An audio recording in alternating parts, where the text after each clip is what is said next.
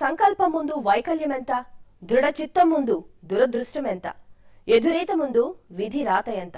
అవును, ఆమె మనోధైర్యం ముందు విధి సైతం చిత్తయింది.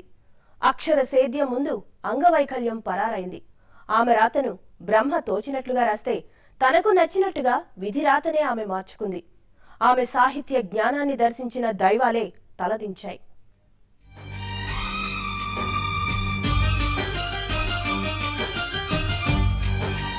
సముద్రంలో మంచు పొరలు కమ్మినంత మాత్రాన నీటి అలలు ఆగవు.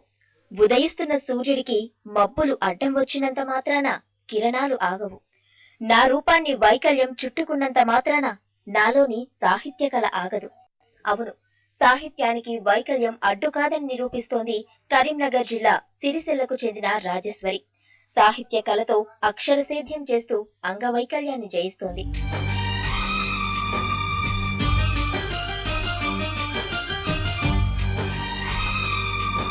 అంగవైకల్యంతో పుట్టిన రాజేశ్వరికి సాహిత్యంపై మక్కువ ఎక్కువ. చదివింది 7వ తరగతి అయినా అంతులేని జ్ఞానం ఆమె సొంతం. చేతులు పని చేయకున్నా, నోటి మాటలు రాకున్నా కలంతో తన గలం వినిపిస్తోంది. సంకల్పం ముందు వైకల్యం ఎంత, ఎదురీత ముందు విధిరాత ఎంతని ఆ దేవుడినే ప్రశ్నిస్తోంది.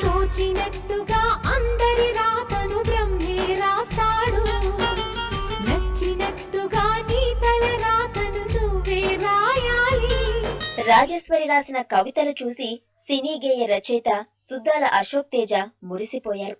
సిరిసిల్ల రాజేశ్వరి కవితల పేరుతో అక్షర రూపం తీసుకొచ్చారు. ఆమెలోని సాహిత్యాన్ని పుస్తక రూపంలో కవితాలోకానికి పరిచయం చేశారు.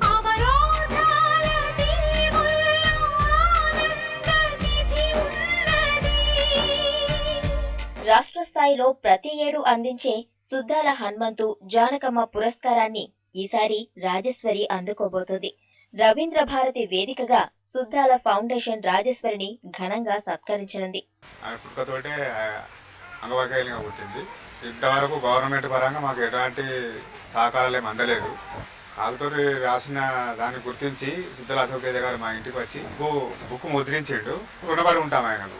మాటలతోటి చెప్పలేదు ఆమె భావాన్ని, కవితల ద్వారా ఆమె నాకంటూ ఒక పేరు రావాలనే తపనతోటి చేసుకుంటూ అక్కడికి ఆపేయకుండా ఇంకా ముందుకెళ్ళాలనే తపనతోటి ఎంత కష్టమైనా దాన్ని వీడి దాకా తీసుకొచ్చింది సార్. దాన్ని గుర్తించండి దయచేసి, ఇంకా ముందుకు తీసుకెళ్ళండి.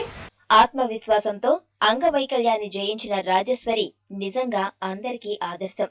ఎక్కడా అధైర్యపడకుండా తనలోని ప్రతిభతో శభాష్ అనిపించుకుంటుంది. ప్రతిష్టాత్మక అవార్డు అందుకుంటుంది. Rajeshwari, hats off to you.